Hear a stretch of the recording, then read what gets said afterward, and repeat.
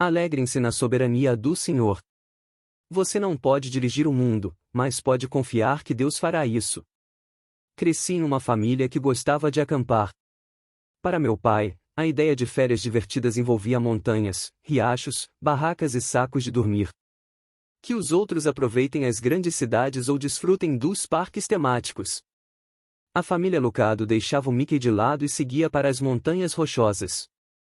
Tentei continuar essa tradição com minha própria família, mas não tive sorte. Nossa ideia de viver sem comodidades é ficar na casa de parentes. Gostamos de fogueiras, contanto que alguém as faça e tenhamos serviço de quarto. Não sou tão ousado quanto meu pai. Ele amava as coisas de acampamento tanto quanto viagens para acampar.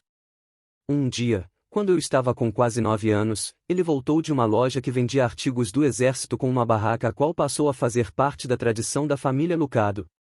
Era enorme. Nela cabia uma dúzia de camas portáteis. Podíamos montá-la em volta de uma mesa de piquenique e ainda ter espaço para sacos de dormir.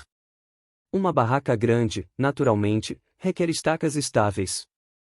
Essa veio com 2. Não confunda essas estacas com a versão fina e retrátil de alumínio que acompanha barracas de tamanho médio. Não, senhor. Essas estacas eram de ferro fundido e da largura de um antebraço.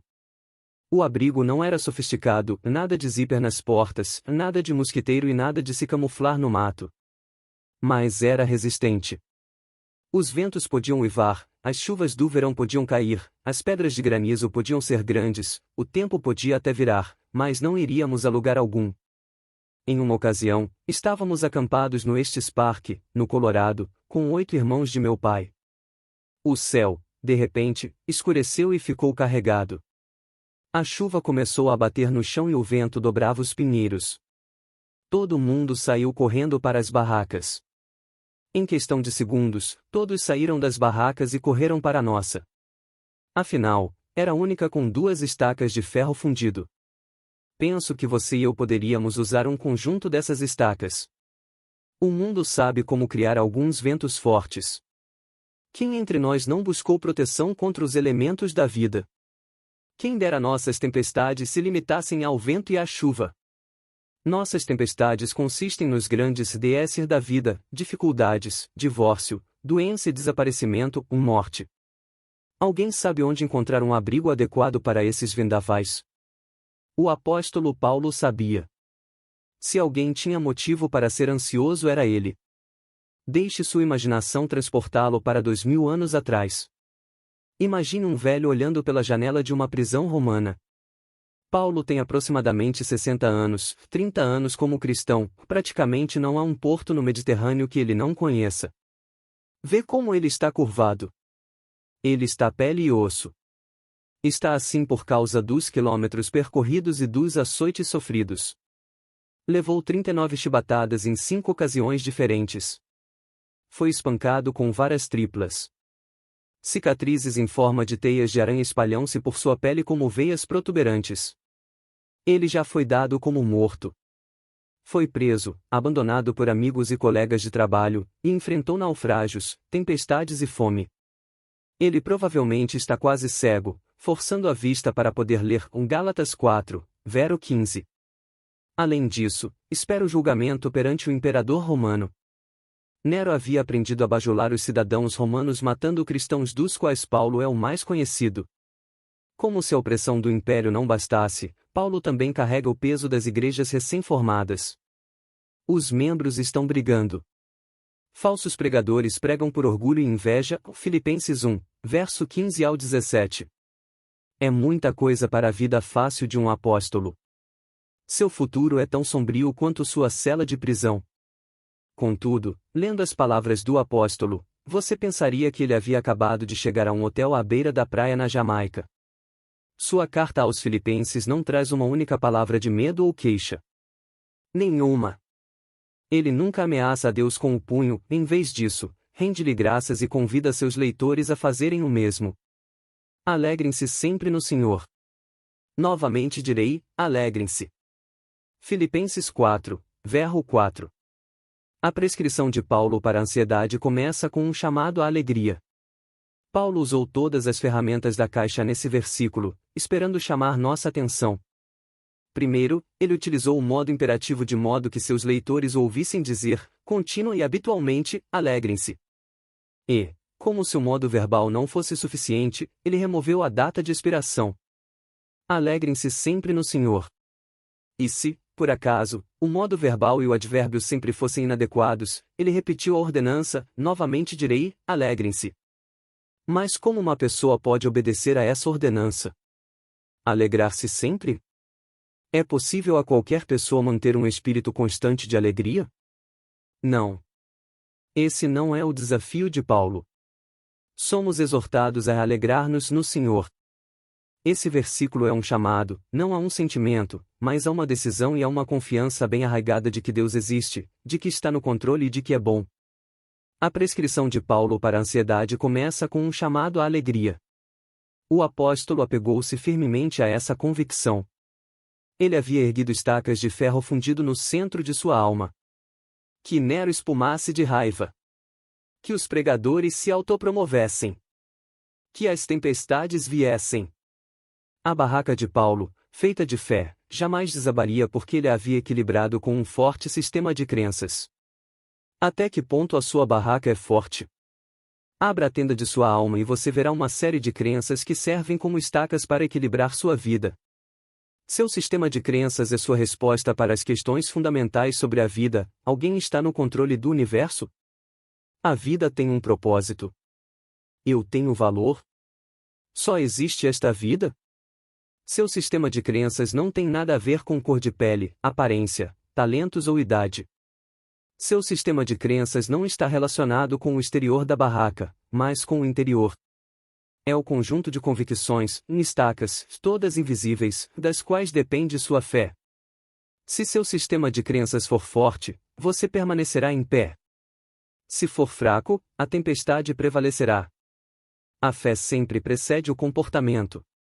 Por essa razão, o apóstolo Paulo, em cada uma de suas epístolas, abordou convicções antes de abordar ações. Para mudar o modo como uma pessoa responde à vida, é preciso mudar sua crença sobre a vida. O mais importante em você é seu sistema de crenças.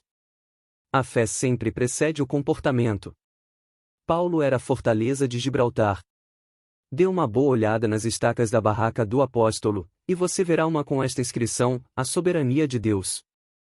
Soberania é o termo que a Bíblia usa para descrever o controle e a gestão perfeitos que Deus tem do universo. Ele preserva e governa cada elemento. Está continuamente envolvido com toda a criação, direcionando-a para que cumpram seu propósito divino. No tratamento da ansiedade, é tremenda a compreensão adequada de soberania. A ansiedade é, muitas vezes, a consequência do caos observado. Quando percebemos que somos vítimas de forças invisíveis, turbulentas, aleatórias, ficamos angustiados. Psicólogos confirmaram esse fato quando estudaram o impacto do combate em soldados na Segunda Guerra Mundial. Eles concluíram que, após 60 dias de combate contínuo, as tropas terrestres ficavam emocionalmente mortas. Essa reação é compreensível, pois os soldados sofriam ameaças constantes de bombardeios, metralhadoras de franco-atiradores inimigos. A ansiedade das tropas terrestres não era surpresa. No entanto, a calma relativa dos pilotos de caça era surpresa, uma vez que o índice de mortalidade desses pilotos estava entre os mais altos em combate. 50% deles eram mortos em ação, mas os pilotos de combate amavam o que faziam. Impressionantes 93% deles alegaram ser felizes em suas atribuições, muito embora as chances de sobrevivência fossem as mesmas que tirar a sorte com uma moeda. O que fazia a diferença? Aqueles pilotos tinham as mãos no acelerador. Eles se sentavam na cabine. Era como se coubesse a eles determinar o próprio destino. Os soldados de infantaria, em contrapartida, podiam ser mortos com a mesma facilidade, caso estivessem parados ou fugindo. Eles se sentiam solitários e desamparados. A fórmula é simples: o controle percebido gera calma. A falta de controle produz medo. Você não precisa de uma guerra para provar essa fórmula. Um congestionamento de trânsito já é suficiente. Uma equipe de pesquisadores alemães descobriu que um engarrafamento aumenta em 3 vezes as chances de uma pessoa ter um ataque cardíaco. Faz sentido, pois o congestionamento total é a perda definitiva de controle. Podemos saber dirigir, mas aquele sujeito na pista ao lado não sabe. Podemos ser os melhores motoristas do mundo, mas o adolescente que fica teclando no celular pode determinar nosso fim. Não há previsibilidade, apenas estresse. A ansiedade aumenta à medida que o controle percebido diminui. Então, o que fazemos? Controlamos tudo? Nunca embarcamos em um avião sem paraquedas? Nunca entramos em um restaurante sem levar os próprios talheres limpos? Nunca saímos de casa sem uma máscara de gás? Nunca entregamos nosso coração por medo de que ele possa se partir? Nunca enfrentamos a ansiedade assumindo o controle? A ansiedade aumenta à medida que o controle percebido diminui. Ah, se pudéssemos! No entanto, a certeza é um impostor cruel. Uma pessoa pode acumular milhões de dólares e ainda assim perdê-los em uma recessão. Um fanático por coisas saudáveis pode comer apenas nozes e verduras e ainda assim lutar contra um câncer. Um eremita pode evitar todo o contato humano e ainda assim lutar contra a insônia. Queremos certeza, mas a única certeza é a falta dela. É por isso que as pessoas mais estressadas são obcecadas por controle. Fracassam naquilo que mais buscam. Quanto mais tentam controlar o mundo, mais percebem que não podem fazê-lo. A vida torna-se um ciclo de ansiedade, fracasso, ansiedade, fracasso, ansiedade, fracasso. Não podemos assumir o controle porque não cabe a nós essa tarefa. A Bíblia tem uma ideia melhor. Em vez de buscar o controle total, renuncie a ele. Você não pode dirigir o mundo, mas pode confiar que Deus o fará. Essa é a mensagem por trás da admoestação de Paulo: alegrem-se no Senhor. A paz está ao nosso alcance, não por falta de problemas, mas por causa da presença de um Senhor soberano. Em vez de repetir o caos do mundo, alegre-se na soberania do Senhor, como fez Paulo. Aquilo que me aconteceu tem, ao contrário, servido para o progresso do Evangelho. Como resultado, tornou-se evidente a toda a guarda do palácio e a todos os demais, que estou na prisão por causa de Cristo, Filipenses 1, verso 12 e 13. E aqueles que causavam problemas na igreja? Aqueles que pregavam por inveja e rivalidade, Filipenses 1, verso 15. Seus motivos egoístas não são páreo para a soberania de Jesus. O importante é que de qualquer forma, seja por motivos falsos ou verdadeiros, Cristo está sendo pregado, e por isso me alegro, Filipenses 1, verso 18. Paulo acreditava que Deus exaltou Jesus à mais alta posição e lhe deu o nome que está acima de todo nome, Filipenses 2, verso 9. As condições poderiam ser horríveis na prisão, mas, acima de tudo, há um Deus que é quem efetua em vocês tanto o querer quanto o realizar, de acordo com a boa vontade dele, Filipenses 2, verso 13. Em vez de repetir o caos do mundo, alegre-se na soberania do Senhor, como fez Paulo. Ler Paulo é ler as palavras de um homem que, no mais íntimo de seu ser, acreditava na mão firme de um Deus bom. Ele era protegido pela força de Deus, preservado pelo amor de Deus. Viveu debaixo da sombra das asas de Deus. E você? Firme sua alma com a soberania de Deus. Ele reina de modo supremo sobre cada detalhe do universo. Não há sabedoria alguma, nem discernimento algum, nem plano algum que possa opor-se ao Senhor. Provérbios 21, verso 30. Deus age como lhe agrada com os exércitos dos céus e com os habitantes da terra. Ninguém é capaz de resistir à sua mão ou dizer-lhe: o que fizeste? Daniel 4 horas e 35 minutos. Ele sustenta todas as coisas. Hebreus 1, verso 3. Ele pode assobiar para chamar as moscas dos distantes rios do Egito. Isaías 7, verso 18. Ele dá nome às estrelas e conhece os pardais, grandes e pequenos. Do exército de libertação do povo da China ao exército de formigas em meu quintal, tudo está sob seu controle. Quem poderá falar e fazer acontecer, se o Senhor não o tiver decretado? Não é da boca do Altíssimo que vêm tanto as desgraças como as bênçãos?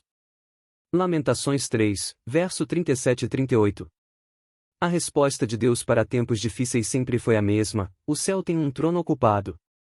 Essa foi, certamente, a mensagem que Deus deu ao profeta Isaías. Durante o século VIII a.C., o antigo Judá desfrutou de um tempo de relativa paz, graças à firme liderança do rei Uzias, que estava longe de ser perfeito, mas manteve os inimigos à distância. A despeito de ameaças de adversários de todos os lados, sua presença manteve a frágil sociedade livre de ataques por 52 anos. Então, Uzias morreu. Restou a Isaías, que viveu durante o governo do rei, razão suficiente para se preocupar. O que aconteceria com o povo de Judá agora que Uzias se fora? Ou, no seu caso, o que acontecerá agora que seu trabalho se foi? Ou que sua saúde já não está tão boa? Ou que há uma recessão na economia? Deus tem uma mensagem para seu povo quando a calamidade vem? Ele, certamente, tinha uma palavra para Isaías. O profeta escreveu: no ano em que o rei Uzias morreu, eu vi o Senhor assentado num trono alto e exaltado, e a aba de sua veste enchia o templo. Acima dele estavam serafins, cada um deles tinha 6 asas, com 2 cobriam o rosto, com 2 cobriam os pés e com 2 voavam. E proclamavam uns aos outros: Santo, Santo, Santo é o Senhor dos exércitos, a terra inteira está cheia da sua glória. Isaías 6, verso 1 a 3. O trono de Uzias ficou vazio, mas o de Deus estava ocupado. O reinado de Uzias chegou ao fim, mas o de Deus, não. A voz de Uzias silenciou, mas a de Deus continuou forte. Isaías 6, verso 8 a 10. Ele estava e está vivo no trono, e é digno de adoração sem fim. Deus acalmou os medos de Isaías, não removendo o problema, mas revelando o seu poder e sua presença. Pense nisso desta maneira. Suponha que seu pai seja o cirurgião ortopédico mais importante do mundo. Pessoas vêm de países distantes para se tratarem com ele. Regularmente ele substitui articulações comprometidas por articulações boas. Com a mesma confiança com que um mecânico troca velas de um carro, seu pai remove e substitui quadris, joelhos e ombros. Aos 10 anos de idade, você é um pouco jovem para compreender as realizações de um renomado cirurgião. Mas você não é jovem demais para tropeçar e torcer o tornozelo. Você rola, se contorce no chão e grita por ajuda. Faltam algumas semanas para sua primeira dança na escola. Agora, não é hora de muletas. Não há tempo para mancar. Você precisa de um tornozelo bom. O seu é qualquer coisa, menos isso. Seu pai entra na sala, ainda com o avental cirúrgico, tira o sapato e a meia que você está usando e examina a lesão. Você geme quando vê o calombo do tamanho de uma bola de tênis. A ansiedade da adolescência entra em cena. Firme sua alma com a soberania de Deus. E lê reina de modo supremo sobre cada detalhe do universo. Eu nunca mais vou andar, pai. Vai sim. Ninguém pode me ajudar. Eu posso. Ninguém sabe o que fazer. Eu sei. Não, você não sabe. Seu pai levanta a cabeça e lhe dirige uma pergunta: você sabe o que eu faço para ganhar a vida? Na verdade, você não sabe. Você sabe que ele vai ao hospital todos os dias. Sabe que as pessoas o chamam de médico. Sua mãe o acha inteligente. Mas você realmente não sabe o que seu pai faz. Então, diz ele enquanto coloca um saco de gelo em seu tornozelo, é hora de você descobrir. No dia seguinte, ele está no estacionamento da escola esperando por você depois da aula. Entre aí. Quero que você veja o que faço, diz ele. Seu pai o leva ao consultório dele no hospital e lhe mostra a constelação de diplomas na parede.